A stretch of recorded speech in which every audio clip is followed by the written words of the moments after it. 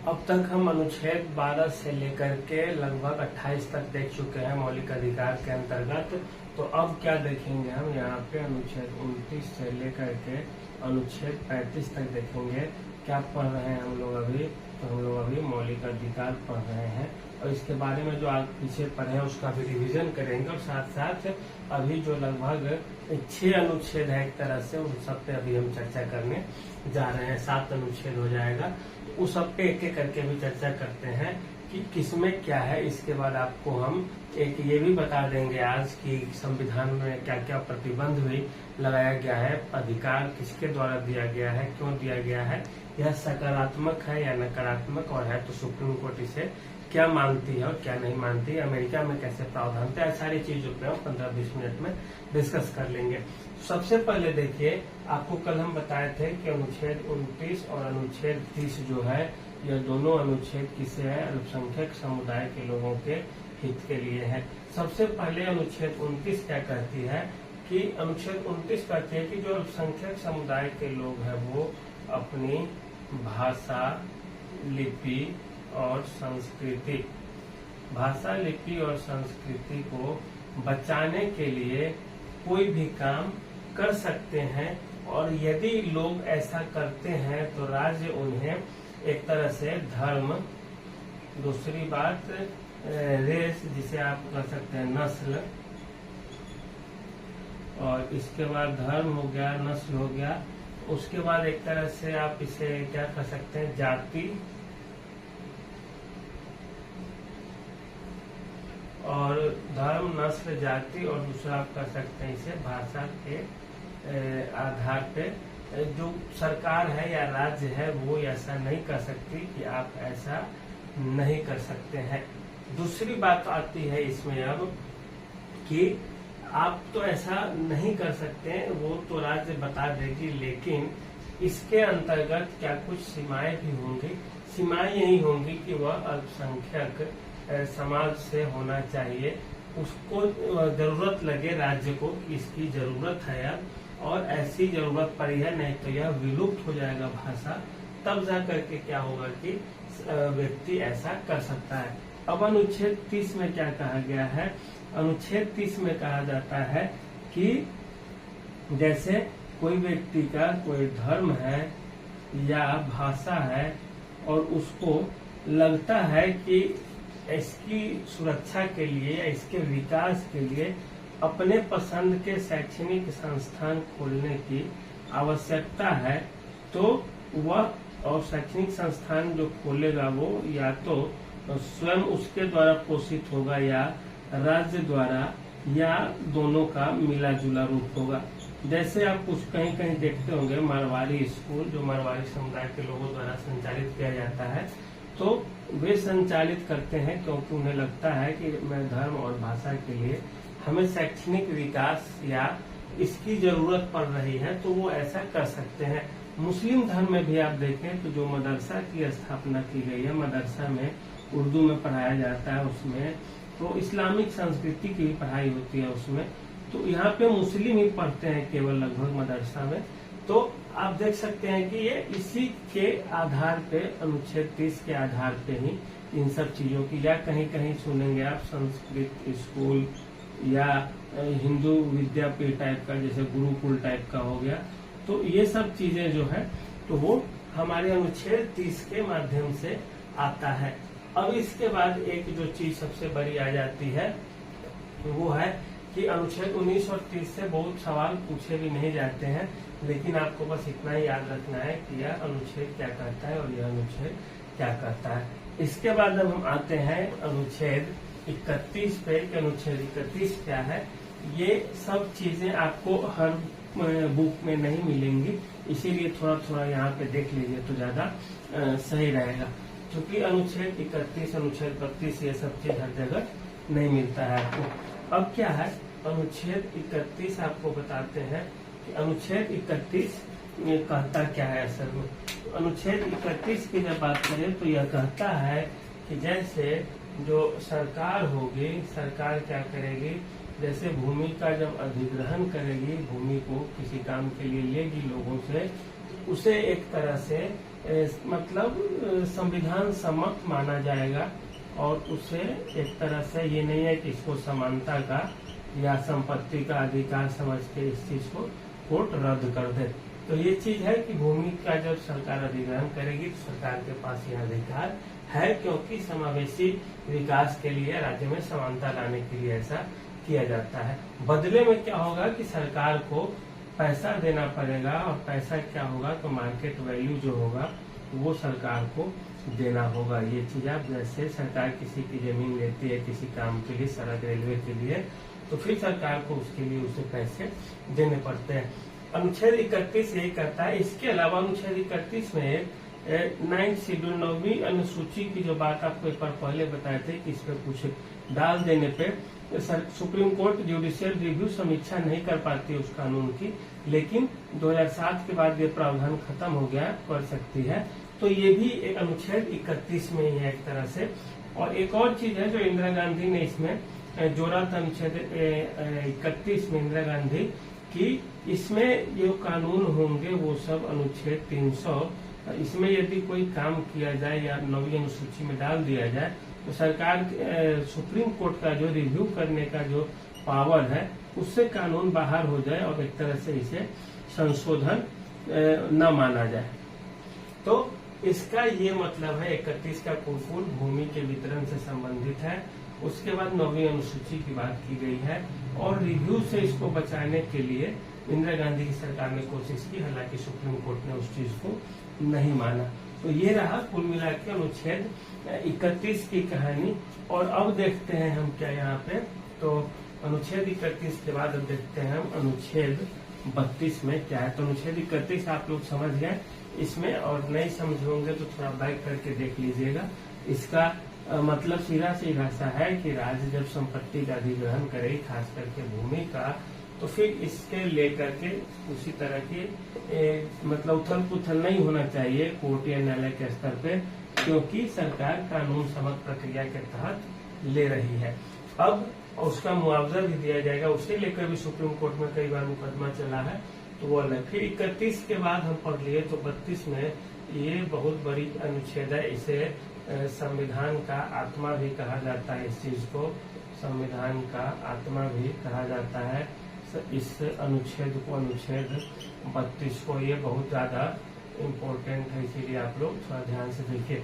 इसमें क्या है, अनुच्छेद 32 के माध्यम से सुप्रीम कोर्ट और हाई कोर्ट को रिट जारी करने की शक्ति दी गई है। और रिट जारी करने का मतलब क्या है, पहला है रिट बंदी प्रत्यक्षीकरण। बंदी प्रत्यक्षीकरण का मतलब है सीधा कि जैसे कोई व्यक्ति है और उसे पुलिस ने गिरफ्तार कर लिया है, जेल में बंद कर दिया है पुलिस ने पकड़ के उसे। अब वह व्यक्ति को जैसे पुलिस पकड़ी है, कोर्ट को बताना होगा, कोर्ट पूछेगी पुलिस से कि आखिर आपने इस व्यक्ति को जेल में क्यों डाला है और कौन सा मुकदमा है और किस पावर के अंतर्गत आपने इन्हें डाला है, बंदी प्रत्यक्षीकरण। दूसरा इसमें इम्पोर्टेंट है वो है परमादेश। परमादेश में क्या है कि सुप्रीम कोर्ट या हाई कोर्ट क्या होता है, किसी अधिकारी को आदेश देती है कि आप ऐसा करें। अधिकारी को क्या करती है, आदेश देती है परमादेश में। अनुच्छेद 3 क्या कहता है, एक प्रतिषेध होता है। प्रतिषेध में क्या होता है, ये सारी चीजें रिट है और ये रिट ऐसी रिटें हैं कि इसे लेकर के कोई भी व्यक्ति सीधे हाई कोर्ट या सुप्रीम कोर्ट जा सकता है कि हमारे मौलिक अधिकारों का उल्लंघन हो रहा है। प्रतिषेध का मतलब होता है कि जो है सुप्रीम कोर्ट है या हाई कोर्ट है, ये क्या करेगी कि सीधे जो उनका अधीनस्थ न्यायालय है, अर्थात उनसे छोटी वाली जो न्यायालय है, उसको आदेश दे सकती है कि आप अपने यहाँ इस मुकदमे में कार्यवाही न करें। अनुच्छेद 4 क्या है, तो यह उत्प्रेषण होता है। उत्प्रेषण का क्या मतलब है, तो उत्प्रेषण का सीधा सा मतलब है कि यहाँ भी सुप्रीम कोर्ट और हाई कोर्ट यहाँ भी अधीनस्थ न्यायालय को ही आदेश देती है कि आप अपने यहाँ इस केस में फैसला न लीजिए, बल्कि इसे हाई कोर्ट या सुप्रीम कोर्ट को ट्रांसफर किया जाए। तो ये समझ गए, प्रतिषेध में कि आप अपने यहाँ कार्रवाई न कीजिए। उत्प्रेषण का मतलब है कि आप अपने यहाँ से ट्रांसफर कीजिए हाई कोर्ट या सुप्रीम कोर्ट में, क्योंकि ये लोअर कोर्ट के पावर की चीज नहीं है। अनुच्छेद 5 इसका 5वां रिट होता है अधिकार परीक्षा, जिसे क्यू वारंटो भी कहा जाता है। अधिकार परीक्षा का क्या मतलब होता है? इसका मतलब होता है कि सुप्रीम कोर्ट या हाई कोर्ट यह पूछती है कि अधिकारी से, किसी जैसे एसपी, डीएम, डीओ, सीओ, किसी से भी पूछ सकती है कि आपने जो ये काम किया है वह आखिर किस आधार, उसका आधार क्या है, क्योंकि आपके पास ये पावर तो था ना ये काम करने। जैसे कोई जिले का डीएम है, मान लेते हैं 2 मिनट के लिए, और वो क्या करे कल को कि लाठी लेके पहुंच जाए कि बाइक का किसी, आप कार से जा रहे हैं कि आप हमें लाइसेंस दिखाइए, आप हमें ये कीजिए, और सबको लगे फाइन भी करने वहां जाके, तो फिर हाई कोर्ट, सुप्रीम कोर्ट पूछ देगी कि भाई आप ये काम ऐसा क्यों। ये उदाहरण के लिए आपको बताया, जैसे जो काम पुलिस का है वो काम यदि डीएम करने लगे, या जो काम डीएम कर सकता है वो काम एसपी करने लगे, या डीईओ कर दे जाके, या कोई सीओ या बीडीओ कर दे, तो इस सब में होता है क्या कि आप हाई कोर्ट या सुप्रीम कोर्ट सीधे सीधे जा करके पूछ सकती है, और सारी चीजें समझ में भी आ जाएगी आपको। तो ये रहा अनुच्छेद 32 का, ये एक बहुत बड़ा है, इसमें 5 से संबंधित प्रश्न पूछे जाते हैं, या ये भी पूछ दिया जाएगा कि इनमें से कौन सा रिट जारी करने की पावर रखता है, तो हाई कोर्ट, सुप्रीम कोर्ट दोनों रखता है। इसमें आप सीधे सीधे जा सकते हैं न्यायालय। अनुच्छेद 32 यही है एक तरह से, और इसमें 5 तरह की रिट प्रदान किए गए हैं। अब आते हैं हम किस पे, तो अनुच्छेद 33 पे आते हैं। अनुच्छेद 33 में क्या है, इसे 2 लाइन में सीधे समझ लीजिए। इसका मतलब होता है कि किस किस को मौलिक अधिकार अर्थात फंडामेंटल राइट के अधिकार नहीं दिए गए हैं। सभी अधिकार किस किस को नहीं दिए गए हैं, तो इसमें 3 आदमी हैं। इसको सेना को ये अधिकार नहीं है, दूसरा पुलिस को ये अधिकार नहीं है, क्यों नहीं है बताते हैं अभी, और जो आईबी में है, इंटेलिजेंस ब्यूरो, उनको नहीं है। पहली बात, सेना को नहीं है, क्यों? क्योंकि मौलिक अधिकार में हम क्या पढ़े थे, अभिव्यक्ति की आजादी, हम कुछ भी बोल सकते हैं, किसी की आलोचना कर सकते हैं, किसी की शिकायत कर सकते हैं, किसी के सामने बोल सकते हैं। पुलिस को भी क्यों नहीं है, आईबी को क्यों नहीं है? अब सेना को संघ या सम्मेलन बुलाने की स्वतंत्रता है। अब कोई सेना में है, वो पता चला कोई संघ बना लिया है, कोई यूनियन सेना के अंदर बना लिया, वो कल को विद्रोह कर देता है, तो फिर देश के लिए बहुत मुश्किल की घड़ी वो होगी।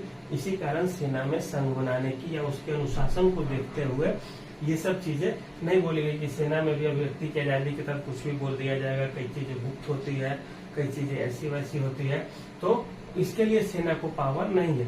पुलिस को भी कमोबेश यही है कि कल को पुलिस ऐसा नहीं, आप कभी नहीं सुने हो पुलिस पूरी राज्य की धरना पे बैठ गई या प्रदर्शन कर रही है, ये सब चीज आप कभी नहीं सुनते होंगे। आईबी क्या होता है? आईबी होती है जो देश के खुफिया जानकारी को जुटाती है। कहाँ पे? तो देश में रह के ही। आईबी का काम है देश के अंदर रह के काम करना, और रॉ का काम क्या है? देश के बाहर रह के काम करना, खुफिया जानकारी जुटाना। तो ये आप समझ गए। वहीं फिर इसके बाद एनआईए है, नेशनल इन्वेस्टिगेशन एजेंसी, इसका काम है आतंकी घटनाओं को रोकना और ऐसी गतिविधियों में शामिल होना। सीबीआई का क्या काम है? केंद्र सरकार जहां बोले काम करने के लिए वहां पे काम करेगी, जांच करेगी। तो अब इसमें क्या है कि इन तीनों को, सेना को, पुलिस को, खुफिया विभाग, आईबी वाले को मौलिक अधिकार नहीं मिलते। अनुच्छेद 33 कुल मिलाकर यही कहता है। अब क्या बच गया? तो अब बच गया अनुच्छेद 34 और अनुच्छेद 35। अब ये दोनों भी एक एक लाइन का है, बस आप समझ लीजिए, फिर इसके बाद हम रिवीजन कराते हैं। तो 33 समझ गए, फिर अब समझिए अनुच्छेद 34 क्या कहता है और अनुच्छेद 35 क्या कहता है। अनुच्छेद 34 है मार्शल लॉ से संबंधित। जैसे भारत में किसी इलाके में स्थिति बहुत खराब हो गई, विरोध प्रदर्शन हो रहा है, सरकार से मामला नहीं संभल रहा है, तो वहाँ पे मार्शल लॉ सरकार के द्वारा लगाया जाएगा। और इस दौरान जो मौलिक अधिकार है, फंडामेंटल राइट है, वो स्थगित किए जा सकते हैं। और इस दौरान में कौन कौन से अधिकार देने हैं न देने हैं, इस बात की व्यवस्था सरकार के द्वारा की जाएगी और वही वही अधिकार दिए जाएंगे, अन्यथा सारे के सारे अधिकार जो होंगे वो एक तरह से सस्पेंड होंगे। अब आता है अनुच्छेद 35। तो इसमें क्या है? सजा का प्रावधान है। सजा का प्रावधान का क्या मतलब होता है? इसका मतलब ये होता है कि अगर जैसे अनुच्छेद 17 में आप अस्पृश्यता छुआछूत का विरोध पढ़े थे, अब कोई ऐसी जाति सूचक काम करता है, बोलता है कि हम उससे छुआ गए या उसका छुआ हुआ नहीं खाएंगे, ऐसा कोई करता है तो उसे कितने साल की सजा मिलेगी। तो इन सब चीजों का, या कोई अभिव्यक्ति की आजादी का अगर विरोध करता है किसी का, उसे कितनी सजा मिल जाएगी, तो इन सब चीजों का प्रावधान अनुच्छेद 35 में है। तो ये एक तरह से मौलिक अधिकार आपका खत्म होता है 12 से 35 तक। अब हम यहाँ पे 5 से 10 मिनट के अंदर सारे अनुच्छेदों को आपको एक बार रिवाइज करा देते हैं और आप लोग यहाँ पे देखते रहिए। तो अब तक हम क्या देखें कि जो मौलिक अधिकार था वो संविधान के भाग 3 में इसका वर्णन है। कहाँ से लिया गया है मौलिक अधिकार, तो यह लगभग कर रही है यूएसए संयुक्त राज्य अमेरिका से लिया गया है। अनुच्छेद कितने इसमें, तो अनुच्छेद 12 से 35 है इसमें। इसके बाद हम पढ़े थे कि इसमें लगभग 14 से 18 तक समानता की बात की गई है, 19 से 22 तक स्वतंत्रता की बात की गई है, 23 और 24 में शोषण के विरुद्ध अधिकार नागरिकों को दिए गए हैं उसकी बात की गई है। फिर 25 से 28 तक जो है धार्मिक स्वतंत्रता की बात की गई है। 29 से 30 तक 29 और 30 अनुच्छेद में हम अल्पसंख्यक समुदाय को कुछ अधिकार दिए हैं जिससे कि वे अपने भाषा और लिपि और संस्कृति को बचाने के लिए काम कर सकें। इसके बाद हम पढ़े थे अनुच्छेद 31 पढ़े हैं, अनुच्छेद 32 पढ़े हैं, 33, 34, 35। अनुच्छेद 31 में हम क्या देखे थे कि अनुच्छेद 31 के माध्यम से जमीन के जो मामले होंगे उस पर सुप्रीम कोर्ट का डंडा न चले, इसके लिए प्रावधान किया गया है। फिर 9वीं अनुसूची का इसमें बात किया गया है।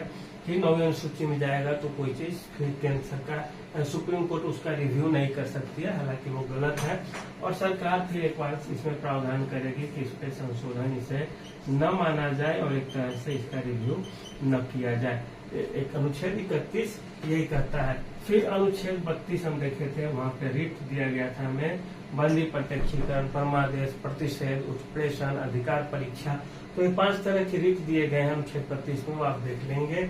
फिर उसके बाद क्या है, तो अनुच्छेद 33 में क्या कहा गया है कि किस किस के पास फंडामेंटल राइट नहीं होंगे मौलिक अधिकार, क्या देखे हैं, सेना के पास, पुलिस के पास और आईबी के पास। इन तीनों, सेना, पुलिस और आईबी को फंडामेंटल राइट नहीं दिए गए हैं।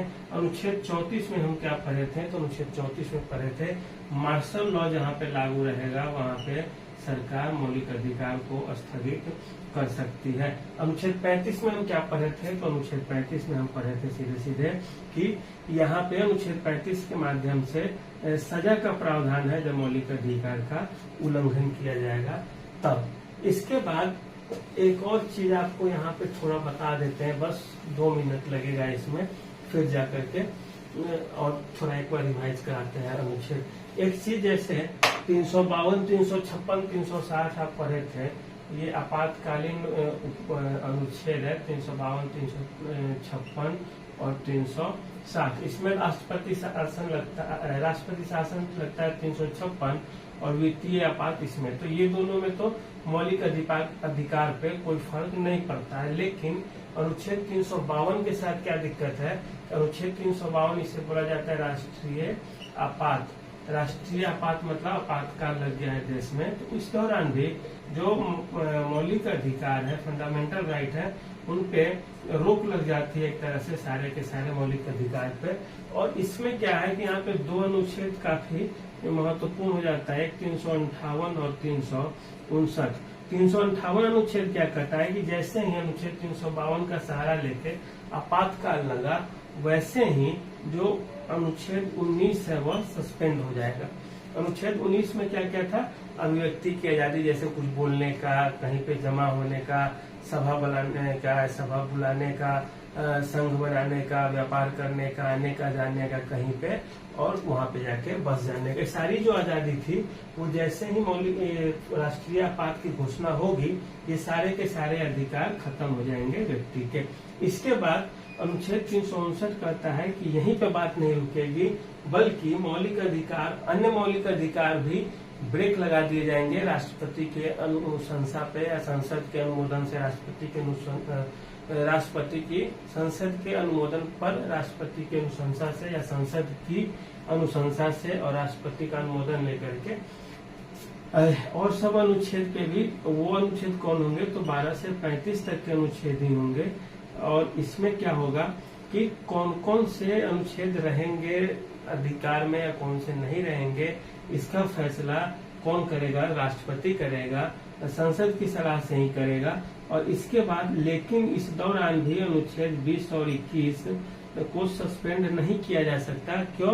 क्योंकि अनुच्छेद 20 कहता है दोषसिद्धि से संरक्षण की बात जो कल पढ़े थे आप, अर्थात कोई व्यक्ति को यदि आप जेल वेल में रखते हैं ले जाके, तो आपको बताना होगा कि आखिर क्यों आपको ले गया गया है। और इसके बाद ये बताना होगा, जैसे एक अपराध के लिए दोषसिद्धि से संरक्षण की बात केवल यही करती है, एक अपराध के लिए एक ही बार सजा दी जाएगी। और जो व्यक्ति खुद मतलब उसमें क्या उसे बोलेंगे आप, जो मुद्दई है वो खुद से या नहीं उसको बाध्य किया जा सकता, अर्थात अपने विरुद्ध गवाही देने के लिए किसी भी व्यक्ति को बाध्य नहीं किया जा सकता है, यही था। और उस दौरान भी आप ऐसा नहीं कर सकते। अनुच्छेद 21 है जीवन जीने की स्वतंत्रता। ये सबसे बड़ा महत्वपूर्ण है क्योंकि इसी में जुड़ा हुआ है व्यक्ति का, जैसे शादी विवाह अपने मनपसंद लोगों से करना, इसके बाद पर्यावरण, स्वच्छ हवा को सांस में लेना, और कई तरह की चीजें इसी तरह की है इसमें जो अनुच्छेद 21 से। और 21 का में तो शिक्षा का अधिकार भी जोड़ दिया गया है 6 से 14 वर्ष की आयु तक के बच्चे को, अर्थात मुफ्त में शिक्षा देनी है राज्य को। तो ये आप एक समझ गए चीज, यही एक आपको बताना चाह रहे थे कि जैसे ही राष्ट्रीय आपात लगेगा 352 के माध्यम से, और राष्ट्रीय आपात किस चीज कारण से लगता है, तो यह लगेगा युद्ध के कारण लगेगा, बाह्य आक्रमण के कारण लगेगा और सशस्त्र विद्रोह के कारण लगेगा। जैसे भारत में जहां तहां लोग हथियार लेके विद्रोह कर दे तब राष्ट्रीय आपात लग जाएगा, कोई दूसरा हमला कर दे भारत पे तो लग जाएगा, या भारत का किसी देश के साथ युद्ध चलने लगे तो अनुच्छेद 352 का प्रयोग करके राष्ट्रीय आपात की घोषणा होगी।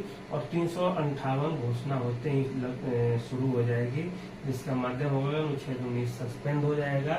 उसके बाद जो बचेंगे अनुच्छेद उसमें से कौन कौन लागू रहेगा या नहीं रहेगा, इसकी घोषणा राष्ट्रपति करेंगे, सरकार करेगी। और उस दौरान भी अनुच्छेद 20 और 21 को सस्पेंड नहीं किया जा सकता। बस इतना ही एक जानना था। और दूसरी एक चीज जान जाइए कि जो फंडामेंटल राइट है वह एक तरह से नकारात्मक है, किसके लिए, तो राज्य के लिए नकारात्मक है, लेकिन व्यक्ति के लिए क्या है, तो व्यक्ति के लिए ये सकारात्मक है। क्यों? क्योंकि व्यक्ति को कहता है कि आप ऐसा कर सकते हैं और राज्य को कहते हैं कि आप ऐसा नहीं कर सकते हैं।